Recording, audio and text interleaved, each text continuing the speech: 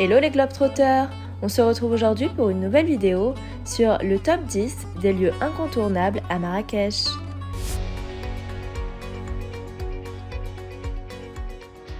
Marrakech est une ville située dans le centre du Maroc, au pied des montagnes de l'Atlas.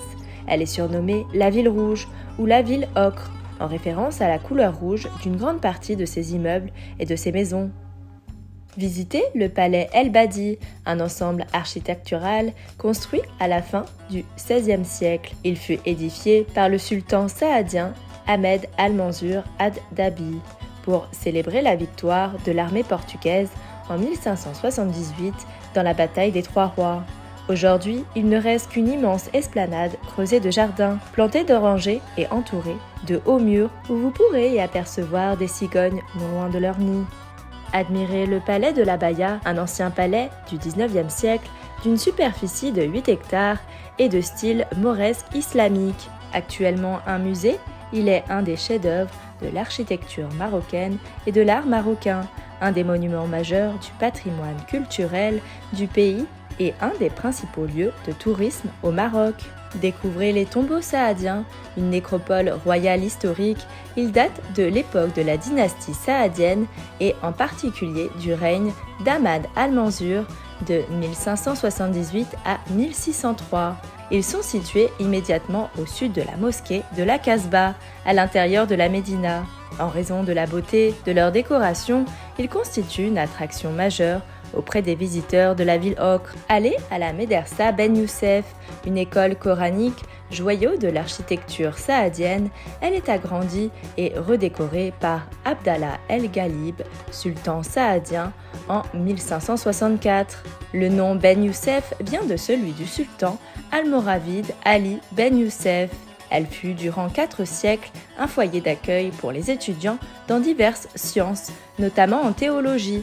Elle disposait de 132 chambres destinées aux étudiants non originaires de Marrakech. Promenez-vous au Jardin Secret, un musée en plein air. Il est composé de 2 jardins alimentés en eau par un système hydraulique particulier, le jardin exotique et le jardin islamique. 2 pavillons ont été restaurés dans la pure tradition des arts islamiques. La tour, aussi haute que certains minarets, vous offrira une vue unique sur la médina de Marrakech. Découvrez la mosquée Koutoubia, un édifice religieux construit au XIIe siècle. Elle est la plus grande mosquée de la ville.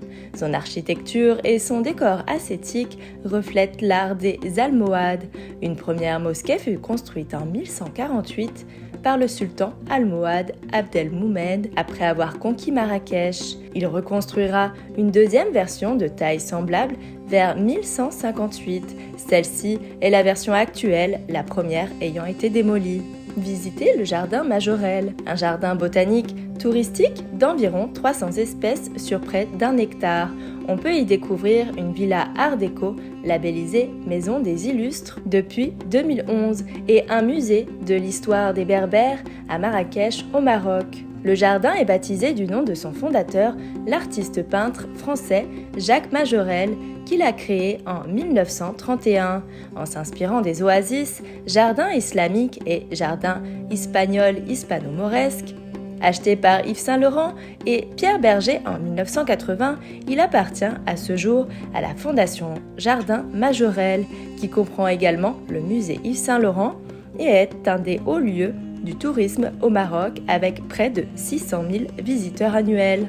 Offrez-vous une excursion au désert d'Agafay, qui se situe à une trentaine de kilomètres de la ville rouge de Marrakech, sur les premières hauteurs du massif du Haut Atlas au Maroc. Il s'agit d'un reg qui s'étend sur plusieurs centaines d'hectares. Il est couvert de pierres et de rocailles dans un environnement vallonné composé de dunes aux tonalités blanches et ocre. Admirez la cascade Imlil. En parcourant une petite randonnée dans la nature, vous traverserez plusieurs cours d'eau et petites passerelles avec une vue époustouflante sur les montagnes de l'Atlas. Pour finir, le massif de l'Atlas est un lieu incontournable qui s'étend sur 2500 km au nord-ouest de l'Afrique. Du Maroc à la Tunisie, en passant par l'Algérie, il sépare les côtes atlantiques et méditerranéennes du désert du Sahara. Merci à tous d'avoir regardé cette vidéo. Retrouvez les liens des visites conseillées en description. N'hésitez pas à vous abonner et à activer la petite cloche pour être notifié de chaque nouvelle vidéo. Randonnée, itinéraire de voyage, si vous êtes de véritables globetrotters ou randonneurs, préparez-vous à l'aide de mes vidéos. À bientôt pour un nouvel itinéraire.